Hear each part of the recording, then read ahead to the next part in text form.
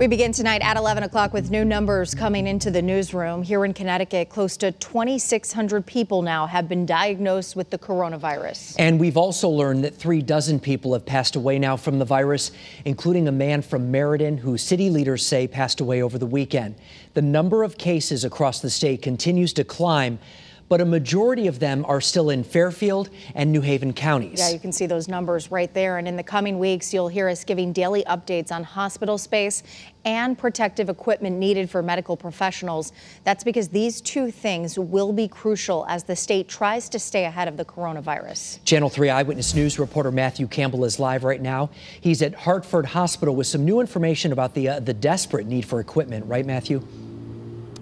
Yes, Mark and Aaron, we learned today that each hospital in Connecticut goes through roughly 20,000 pieces of masks each day. And that number, as already as high as it is only expected to grow as the amount of cases and patients continue to soar. The N95 face masks, surgical masks, and face shields are some of the most sought-after items in the fight to treat the coronavirus. Tonight, this is the situation at Yale New Haven. We have probably 10 days to 2 weeks of supply based on a usage rate that we have currently. In these unprecedented times, they can now call on their competitors for assistance. The presidents and CEOs representing 70% of all hospitals in Connecticut announcing they're in this together. We are now actively sharing information that heretofore we wouldn't have, so that to the extent that there's a fire that needs to be put out, we can call on resources from elsewhere in the state. While the state's hospitals are joining forces and sharing resources, there's still a desperate need for the equipment to protect our medical professionals. What's needed today will be multiplied in the coming weeks as cases grow. Governor Lamont says that argument did not resonate with FEMA. At the last moment, FEMA said, you have more than a 3-day supply.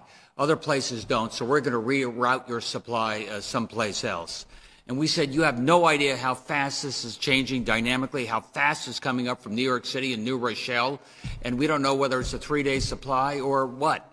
So don't make that judgment. Today, Connecticut received 111,095 masks and 146,000 surgical masks, but we learned that supply will only last a couple of days. They're burning through each of their hospital systems. Hospitals probably 20,000 a day. Now, after the governor's plea, President Trump pledged 50 ventilators to our state. We previously requested 1,500. Currently, we have 932 ventilators in Connecticut hospitals. That's the latest. Live here at Hartford Hospital. Matthew Campbell, Channel 13 News. All right, Matthew, we certainly need more. Thank you very much.